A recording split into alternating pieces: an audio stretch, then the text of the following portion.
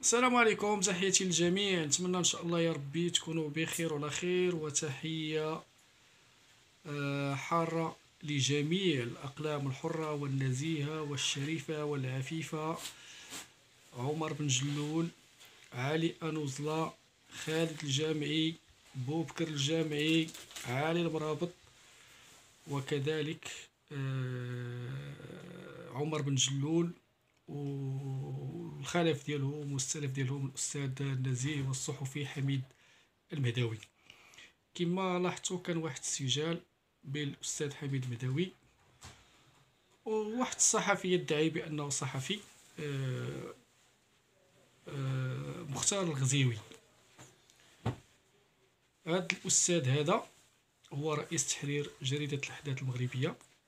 هذه الجريدة لما أفلست وعجزات أنها تستقطب أقلام حرة ونزيهة وشريفة، كان كاتب في هذه الجريدة وتسلق المراتب والسلالم ووصل رئيس تحرير لهذه الجريدة هذه.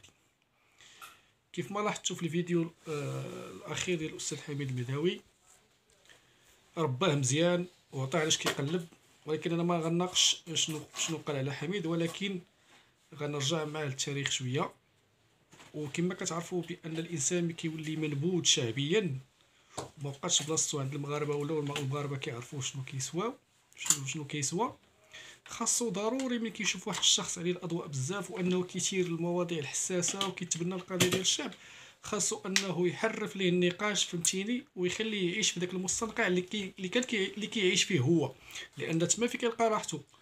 ولكن باش يناقش الافكار وفهمتيني والاشياء اللي كتهم المغاربه، هاد المسائل هذه يعجزوا عنها. فبالتالي غنخليكم مع واحد الفيديو. انا كنظن بانه فيديو صادم، لان الانسان اللي يشيع الفاحشه في الاهل ديالو، في الزوجه ديالو، وكذلك في الام ديالو، وكذلك في الابنه ديالو، هذا ما ترجاش فيه الخير، ما ترجاش فيه الخير بتاتا. نخليكم مع الفيديو وغنرجع لكم بعدا، وهذا تعرفوني ليش كندوي. يريد الذهاب إلى مؤسسة الزواج، لكن يجب أن تحترم حرية من يريد ممارسة حياته الجنسية وهذا خارج ينطبق هذه على المؤسسة. الجميع، يعني هذا أختك منطق مثلا، سليم وعادي. شقيقتك أو والدتك أو والله ينطبق على كل قريباتك، العالم، ما في ينطبق مشكل. على العالم سيدتي. هذا الأمر حتى وإن لم أقبله أنا، هو أمر موجود في الواقع اليوم. لا لا أحد تقبل أو لا يستشيرك تقبل، أنت أريد أن ولا أعرف أنت من يعني تنظر له، هل تقبل عمليا أم لا؟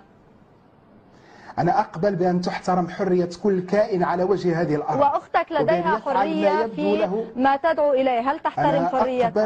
أنا أقبل بأن تمارس أختي وأمي وابنتي حريتهما مثل ما يبدو لهما ذلك ملائما، ويجب أن نصل إلى هذه الشجاعة. مجتمعاتنا العربية الخائفة من هذه الحرية يجب أن تصل إلى قناعة أننا سوف نمرض مزيدا من المرض، أكثر من العلل التي نعانيها اليوم، إذا ما وصلنا رعاية هذا الكبت بهذه الطريقة الخائفة والمتشنجة والمتوترة والموت. كيف ما شفتوا هاد لا حول ولا قوة الا بالله العلي العظيم. زعما هذا قال لك اسيدي ما عندوش مشكل ان الام ديالو والاخت ديالو والابنه ديالو انها تمارس العلاقه الجنسيه خارج اطار الزواج.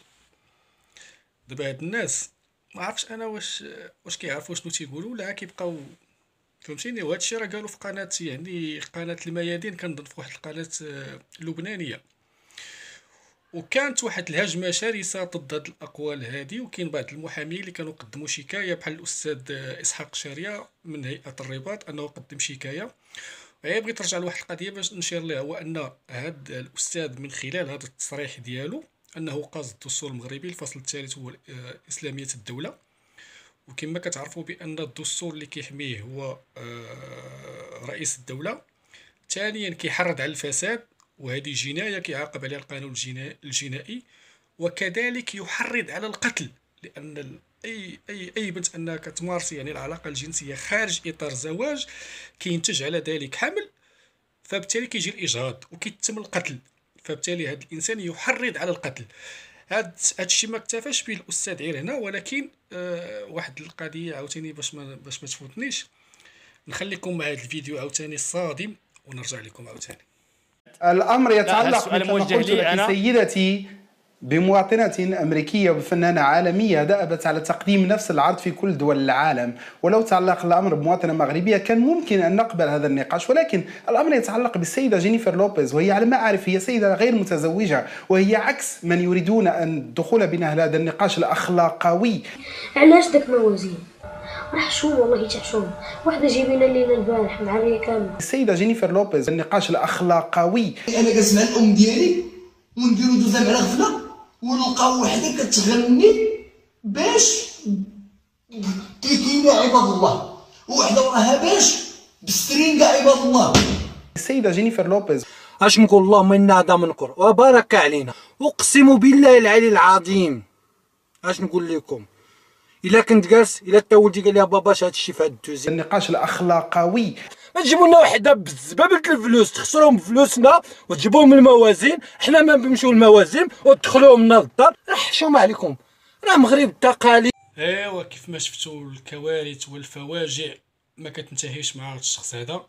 الى عقلتوا يعني في موازين كانت واحد الفنانه امريكيه سميتها جينيفر لوبيز، كانت غنات وكانت شبه عاريه، وناض هذا السيد هذا كيوصفها بالسيده، وكان ضجه اعلاميه والمغاربه استنكروا يعني هذه المساله هذه. وهذا السيد كيدافع عليها وكيقول بانها السيده، يعني كيعطيها واحد المكانه اعتباريه وكيعطي اشاره بان هذه السيده راه اجنبيه وخاصنا نحتضنوها كيف ما هي خاصها تحترم المغاربه وتحترم التقاليد ديال المغاربه، فهمتيني؟ هو عكسها، فهمتيني؟ قلبها قلب وش قلب، خاصنا حنا نحترموها كيف ما هي. صراحه غريب هادشي والله قسما بالله. وكما كتعرفوا بان الصحافه يعني هي العينين ديال الشعب، هي اللي كتحلي عينه، فبالتالي هادو كيديروا التنويم المغناطيسي وكيبغيو يدخلوا علينا ثقافات اجنبيه خسيسه ندله. فبالتالي كما قلت سابقا بان هاد السيد ولاو المغاربه كيعرفوه شنو كيسوى، ولا منبوذ هاد الشعب المغربي. ولا غنفتح واحد القوس، الا كنتو عقلتوا بان هاد السيد هذا كان ترشح انه يراس الفريق ديال النادي المكناسي، وتعرض يعني لواحد كانوا ضربوه، ربما كانوا ضربوه، ولكن انا ضد العنف وما نبغيش اي واحد انه يتعرض له او لشخصه او للعائله ديالو او لا يضربوه. لا، ما كنستنكروا هذه القضيه هذه، وكنتمنى الله سبحانه وتعالى يهدي هذا السيد.